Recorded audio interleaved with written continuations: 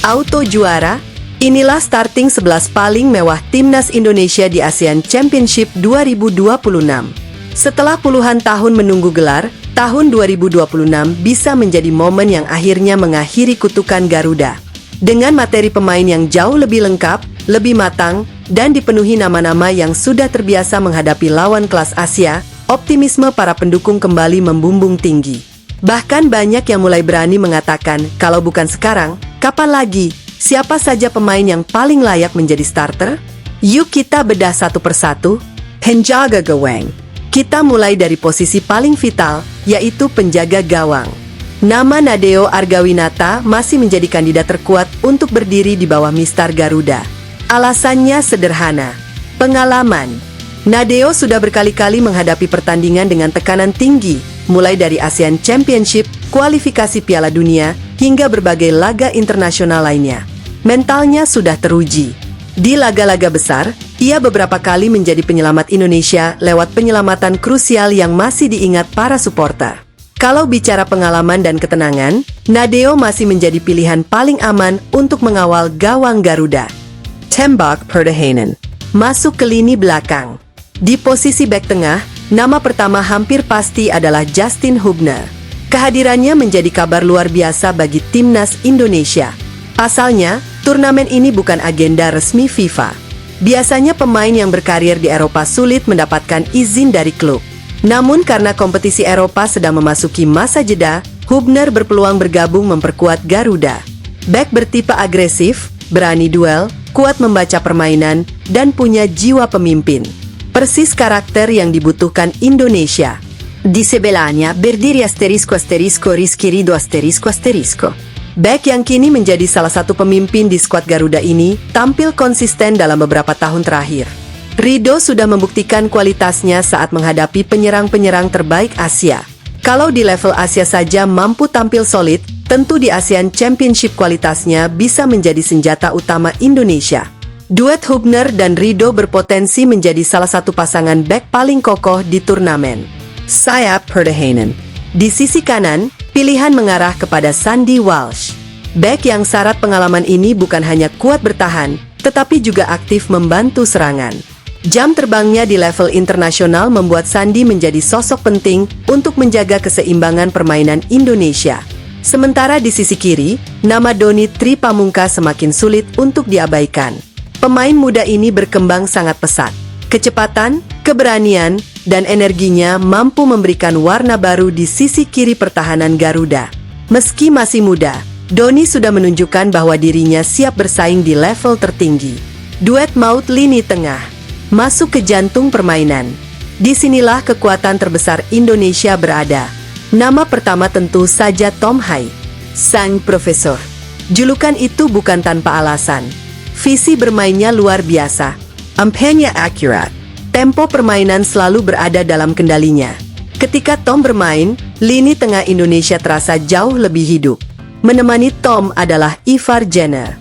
Usianya memang masih muda, tetapi kematangannya bermain benar-benar di atas rata-rata.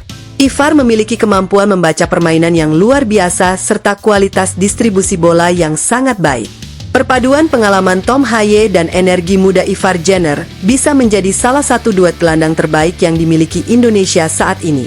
Lini serang. Beralih ke sisi kanan.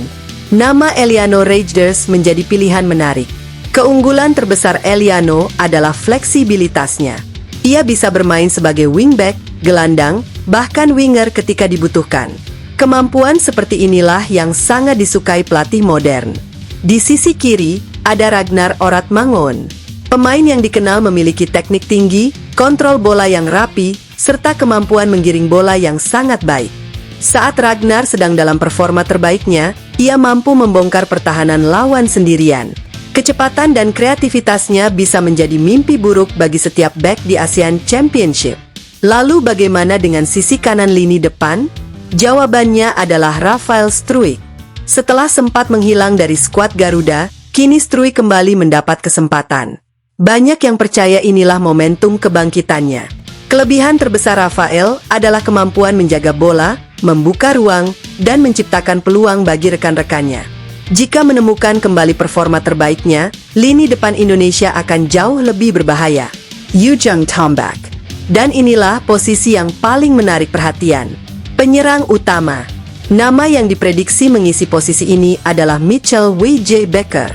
Striker naturalisasi yang memiliki postur hampir 2 meter ini menawarkan sesuatu yang selama ini jarang dimiliki timnas Indonesia. Tinggi, kuat dalam duel udara, sulit dijatuhkan, dan sangat berbahaya saat menerima umpan silang. Dengan absennya Mauro karena cedera, kesempatan besar kini terbuka untuk Mitchell menunjukkan kualitasnya. Bukan tidak mungkin, justru dialah kepingan terakhir yang selama ini dicari timnas Indonesia. Kalau melihat kualitas pemain yang dimiliki saat ini, tidak berlebihan jika banyak yang menyebut Indonesia memiliki salah satu skuad terbaik sepanjang sejarah keikutsertaan di ASEAN Championship. Hampir setiap lini diisi pemain yang sudah memiliki pengalaman internasional. Ditambah talenta-talenta muda yang terus berkembang. Kini semuanya tinggal bergantung pada satu hal. Apakah mereka mampu tampil kompak saat turnamen dimulai? Karena sehebat apapun nama pemainnya, gelar juara hanya bisa diraih oleh tim yang benar-benar solid. Nah, sekarang giliran kalian. Menurut kalian, apakah starting 11 ini sudah menjadi komposisi terbaik timnas Indonesia? Atau masih ada pemain lain yang lebih layak menjadi starter? Tulis pendapat kalian di kolom komentar. Kalau kalian juga percaya Garuda bisa mengangkat trofi ASEAN Championship 2026, jangan lupa tekan tombol like, subscribe, dan aktifkan lonceng notifikasi supaya tidak ketinggalan update terbaru seputar timnas Indonesia. Pada akhirnya, sepak bola bukan hanya soal siapa yang memiliki pemain paling mahal atau skuad paling mewah. Sejarah selalu membuktikan bahwa gelar juara hanya menjadi milik tim yang mampu bermain sebagai satu kesatuan, berjuang tanpa menyerah, dan tampil habis-habisan di setiap pertandingan. Namun untuk pertama kalinya setelah sekian lama, Indonesia benar-benar memiliki alasan untuk bermimpi lebih besar. Skuad yang dipenuhi pemain berpengalaman, talenta muda yang terus berkembang, serta wajah-wajah baru dengan kualitas internasional membuat harapan itu terasa semakin nyata. Jika seluruh pemain mampu menjaga konsistensi, terhindar dari cedera, dan menjalankan strategi pelatih dengan maksimal, bukan tidak mungkin tahun 2026 akan dikenang sebagai tahun lahirnya sejarah baru sepak bola Indonesia. Mungkin inilah generasi yang akan mengakhiri penantian panjang. Mungkin inilah saatnya Garuda tidak lagi hanya menjadi kuda hitam, tetapi benar-benar berdiri di podium tertinggi sebagai juara. Kini semua mata tertuju pada satu panggung.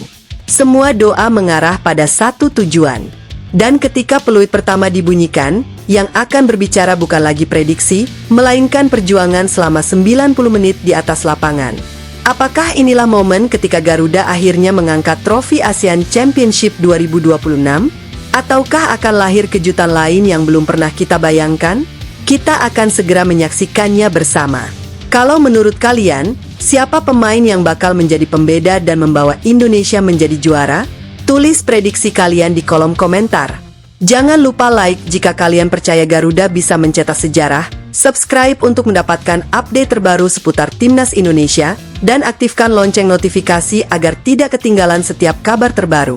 Karena satu dukungan dari kalian bisa menjadi semangat untuk terus mengawal perjalanan Garuda menuju puncak kejayaan. Asterisko Garuda di dadaku. Indonesia juara, Prabowo turun tangan. 7 pemain keturunan ini disebut masuk proyek rahasia timnas menuju Piala Dunia 2030. Hello Garuda fans. Kalau kabar ini benar-benar menjadi kenyataan, Indonesia mungkin sedang menyiapkan proyek terbesar dalam sejarah sepak bola nasional. Bukan sekadar mencari pemain baru, bukan sekadar membangun skuad untuk satu turnamen, tetapi menyusun fondasi timnas Indonesia yang diproyeksikan mampu bersaing di level Asia, bahkan membuka jalan menuju mimpi terbesar tampil di Piala Dunia 2030. Belakangan ini, berbagai pembahasan mengenai pemain keturunan kembali memanaskan jagat sepak bola Indonesia. Banyak nama mulai bermunculan. Ada yang sudah bermain di kompetisi elit Eropa, ada yang berkembang di akademi papan atas, dan ada pula pemain muda yang disebut-sebut memiliki masa depan sangat cerah. Jika sebagian dari mereka suatu hari benar-benar bergabung, wajah timnas Indonesia bisa berubah total. Lalu, siapa saja 7 pemain yang paling sering dikaitkan dengan proyek besar Garuda? Sebelum kita bahas satu persatu, jangan lupa tekan tombol like, subscribe, dan aktifkan lonceng notifikasi supaya kalian selalu mendapatkan update terbaru seputar Timnas Indonesia. #Dean Zandbergen. Nama pertama yang langsung mencuri perhatian adalah Dean Zandbergen. Di usianya yang masih muda, Dean sudah dikenal sebagai penyerang dengan naluri gol yang tinggi, posturnya ideal, pergerakannya cerdas, dan yang paling menarik, ia bukan tipe striker yang hanya menunggu bola di depan gawang. Dean aktif membuka ruang, ikut membantu membangun serangan, dan mampu menjadi target man yang merepotkan pertahanan lawan. Kalau suatu hari mengenakan jersey merah putih, Indonesia bisa saja memiliki predator baru yang selama ini banyak dinantikan para supporter. #Damian Augustien. Nama berikutnya adalah Damian Augustien. Pemain muda yang disebut memiliki potensi besar untuk berkembang menjadi bintang masa depan. Sebagai pemain sayap modern, Damian mengandalkan kecepatan, teknik individu, dan keberanian melakukan duel 1 lawan 1. Ia juga mampu bermain di beberapa posisi di lini depan. Kemampuan seperti inilah yang membuat banyak pengamat menilai Damian bisa menjadi senjata baru Garuda dalam beberapa tahun mendatang. #Jensen Seelt. Masuk ke lini pertahanan, ada nama Jenson Seelt. Bek bertubuh jangkung ini dikenal sangat kuat dalam duel udara. Namun bukan hanya itu. Jenson juga tenang ketika menguasai bola dan mampu membangun serangan dari lini belakang melalui umpan-umpan akurat. Karakter seperti inilah yang kini menjadi kebutuhan utama dalam sepak bola modern. Kalau benar bergabung, lini belakang Indonesia berpotensi menjadi jauh lebih kokoh. #Jairo Riedwald. Selanjutnya ada Jairo Riedwalde. Pemain yang dikenal memiliki pengalaman, kecerdasan membaca permainan, serta kemampuan bermain di beberapa posisi. Jairo bukan hanya piawai menghentikan serangan lawan. Ia juga mampu mengatur tempo permainan dan menjaga keseimbangan tim. Pengalaman bermain di Eropa membuat banyak supporter percaya bahwa kehadirannya akan membawa pengaruh besar bagi skuad Garuda. #Jayden Oosterwolde. Berikutnya adalah Jayden Oosterwolde. Bek modern dengan kecepatan luar biasa yang mampu bertahan sekaligus aktif membantu serangan. Jayden memiliki stamina tinggi, kemampuan duel yang kuat, dan sangat nyaman membawa bola dari lini belakang. Fleksibilitasnya membuat ia bisa dimainkan di lebih dari satu posisi. Tak heran jika namanya terus menjadi perbincangan di kalangan pecinta Timnas Indonesia. #Lauren Ulrich. Di lini tengah, ada sosok Lauren Ulrich. Gelandang kreatif yang dikenal memiliki visi bermain luar biasa.